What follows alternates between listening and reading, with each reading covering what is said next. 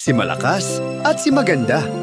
Bago nagsimula ang panahon, ang tahanan ng Diyos ay di masukat na kalawakan. Naging malungkutin ng Diyos sapagkat wala siyang makita at marinig. Ang araw ay sumisikat, maliwanag na parang ginto, at ang langit ay napapalamutian ng mapuputing ulap. Sa malayo ay nakasilip ang buwang kabilugan, samantalang kukuti-kutitap ang libong mga bituin. Iniangat ng Diyos ang kanyang kamay at ito'y itinurong pababa. Sa isang iglap ay nalalang ang mundo. Ang mga lunting kakahuyan ay sumibol, pati mga damo. Namukadkad at humahalimuyak ang mga bulaklak. Ang mga dagat ay umalon at ang mga ilog ay umagos. Nagliparan ang mga ibon sa himpapawid at nag-awitan. Nayari ng Diyos ang sanlibutan. Ito ay isang ginintuan at mahiwagang paraiso. Isang araw ang hari ng mga ibon ay lumipad at ginalugad ang papawirin. Pagkatapos, ikinampay ang matipunong mga pakpak at paimbulog na pababa sa kakahuyan. Mula sa malayo, kanyang natanaw ang mataas na kawayang yumuyukod sa mahinhing paspas ng hangin. Kanyang binilisan ang paglipad pababa. Siya'y dumapo sa naturang kawayan upang magpahinga.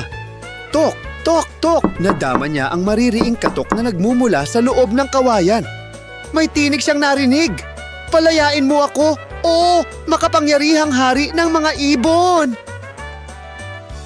Tuktukin ng iyong tuka ang kawayang kinapapalooban ko. Hindi ako makahinga. Kinamaya-mayay, may butiking gumapang na paitaas sa kawayan. Ang ibon palibhas ay gutom. Ito'y tinuka, ngunit hindi nahuli. Buong lakas na tinuktok uli ng ibon ang kawayan. Nabiyak ang kawayan. Isang makisig na lalaki ang lumabas. Salamat sa iyo, dakilang hari ng mga ibon. Ako'y si Malakas. Tuktukin mong muli ang kawayan. Iyong palabasin ang aking kasama. Tinuktok ng hari ng mga ibon ang isa pang kawayan.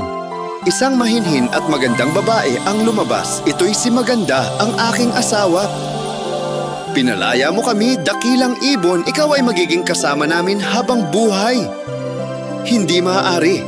Maraming salamat, sagot ng ibon. Ako ay ibon at ang tahanan ko ay malawak na papawirin. Ako'y naglalayag sa hangin. Ang aking bagwis ay sinadya sa paglipad. Subalit, umasa kayong lagi ko kayong aawitan. Pag ako'y wala na, ang maliliit kong supling ang aawit sa inyo. Aawitin din nila ang mga awit na inawit ko. Hali kayo! Sumakay kayo sa aking bagwis. Kayo'y dadalhin ko at ipakikita sa inyo ang lupang hinirang. Doon kayo maninirahan. Sina Malakas at Maganda ay dinala sa mga pulong luntian at kumikinang sa sikat ng araw. Ang mga ito'y tulad ng tinuhog na kwintas na isang mahalagang hiyas. Dito sa mga pulong ito, perlas ng dagat silangan, nagsimulang namuhay ang mag-asawang Malakas at Maganda, inang pinagmulan ng lahing Kayumanggi. Nag-enjoy ba kayo mga bata sa pakikinig? Maraming salamat, paalam!